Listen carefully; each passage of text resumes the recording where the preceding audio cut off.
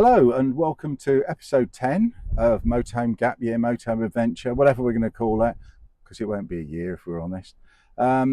This is episode 10. The last one was 9, but we called it 8. So we've done 2 number 8s, and this is number 10. So we hope you're as confused as we are. We're clearly not very good at this, but we keep trying.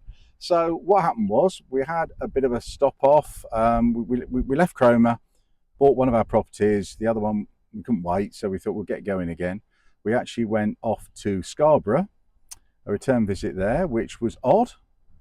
Quite a lot of changed in only 2 months, isn't it? Yeah, things have changed, and you don't think they will so quickly, but they have. I visited a few old haunts, so it was nice to call back through, but reminded us maybe that we want to be in Cromer. And nice to go back and have my hair cut. My barber couldn't believe I'd come back. He thought, that's it, they're coming back. So no, just come back for that and to go to the India and have a curry that we really miss, and we're urging them to turn up in Cromer, but I don't think he's listening.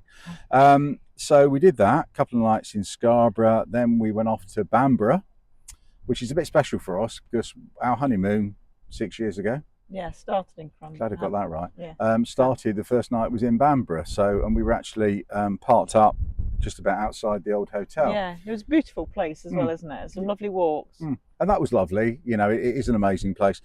Possibly the best castle I think I've ever seen. It's incredible. And then lovely cricket ground there. Oh yeah, well. Beautiful, idyllic, isn't it? And bowling green. It's also very English village, despite the fact you're getting close to Scotland up there, I guess.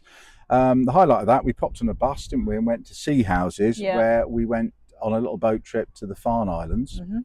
Where they take you around the outer islands. And then they drop you off on the inner Farne, isn't it? To drop you off to see the wildlife there, and the birds are all nesting at the moment, aren't they? So that was really nice. Yeah, and on the way we saw seals and whatever, but on the actual island, which is National Trust managed, they manage it very tightly. They don't let you wander, but you don't mind that. You accept that's the way it should be.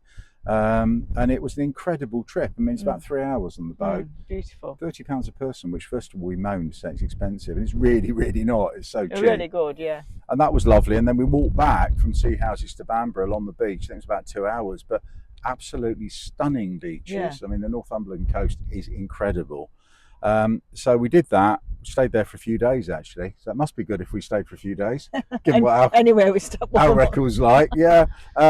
And then we went to Alnwick Castle actually, and Alnwick is a lovely little place, and the castle's quite lovely as well. And that was it's popular, isn't it? It's because it was used in film, and it's been used for Harry Potter and some of the Robin Hood films and Downton Abbey, I think, as well, wasn't it? So, yeah, we'll put to one side the fact there were a load of adults on broomsticks having lessons. I tried not to see that.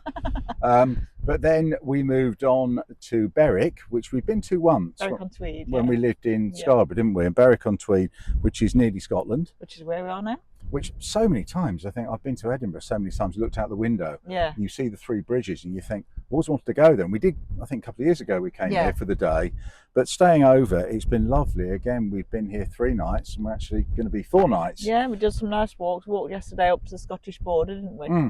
Far northerly point of England on this coast. Which was quite a long way, but we had to do it. Got the bus back. Got the bus back, yeah, but you sort of feel, I don't know why, just to stand and have your picture taken by a sign of Scotland. But we did it. An unimpressive sign about England, but quite a nice one about Scotland. But that was quite something. Berwick's kind of got a lot going on. I mean, it's got the old Elizabethan walls, a lovely old feel to it. It's a lovely seafront. Obviously, it's got the Tweed. There's a lot to be said for it, isn't there?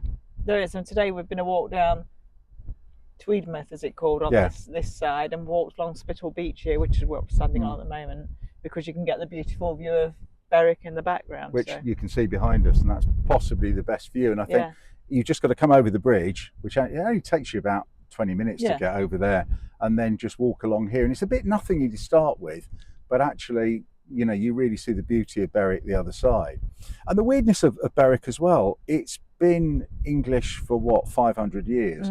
And yet the Scots are still a bit resentful about it, apparently. There's a lot of Scottish people here, a lot of English. It's kind of a meld of the two, isn't it? But a lovely feel to the place, you know, relaxing sort of place. So we've enjoyed this. We found a lovely little pub actually the night, didn't we? Called The Pilot, and they were playing music.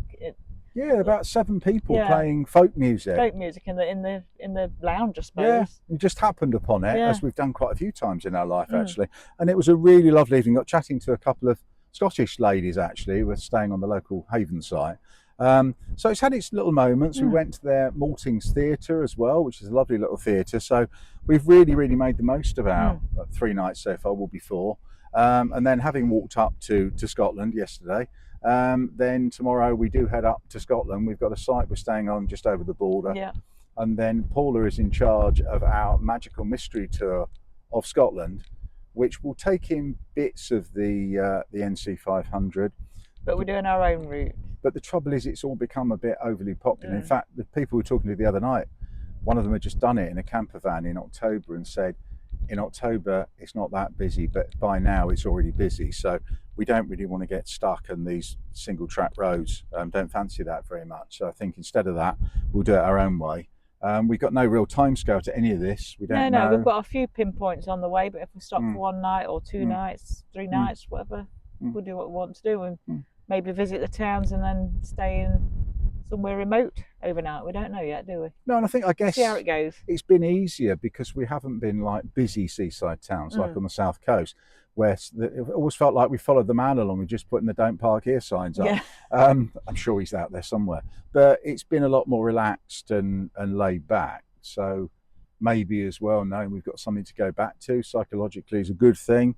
But yeah, we have enjoyed it, and I think also we've slowed down a bit and realised we were doing a whirlwind tour of the south and southwest. Yeah, you need to take a time a bit and enjoy it. And we still avoid sites because that's just not what we want to do.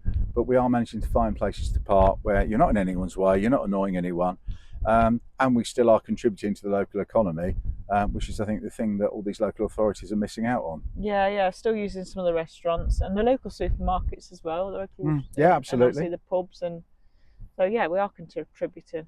And with the powers of social media, someone today says we really have to go to the Curfew, which is a little bar. I said, unless it is that you don't like good beer and a nice atmosphere. And I thought, well, I like those 2 things. Yep. So we're going there. There's a Turkish place we found called Mavi that we're going to go to. The other night we ate in a pub that turned out to be an ex-Wetherspoons that they sold. Yeah. Still feels like Wetherspoons, but just not quite as well run. But anyway, but yeah, so that's the update. We haven't done one again for 3 weeks, have we? No, I think we'll do one over maybe next weekend though, because we've got more to say, haven't we? Scotland. Yeah. Next weekend we might be up near John O'Groats. Who knows? Well, it depends. We'll see how far we get. Whether Paul has been reading the map upside down or whatever. So who knows? We might end up in Cornwall again, but we'll see. But that's the update. So it's goodbye from me. And goodbye from me. Bye.